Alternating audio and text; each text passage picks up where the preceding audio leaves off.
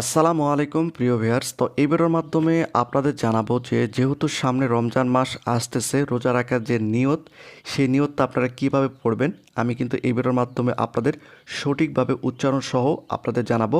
তো অবশ্যই আপনারা এই ভিডিওটি শেয়ার করে দিবেন। তো যারা রোজা রাখবে তারা যদি এই নিয়তটি করে এখান থেকে কিছু পরিমাণ সব কিন্তু আপনারা পাবেন। তো অবশ্যই আপনারা এই ভিডিওটি শেয়ার করে দিবেন। তো আমি সুন্দরভাবে সঠিকভাবে উচ্চারণ সহকারে আপনাদের পড়ে দিচ্ছি, আপনারা এভাবে মুখস্থ করে নেবেন। নাওয়াইতু আন আসুমা গাদাম মিং শাররি রমাদানাল মুবারকি ফারদলাকা ইয়া আল্লাহু ফাতাকাব্বাল মিন্নি ইন্নাকা আনতাস সামিউল আলিম। আমি আবারও আপনাদের পড়ে দিচ্ছি।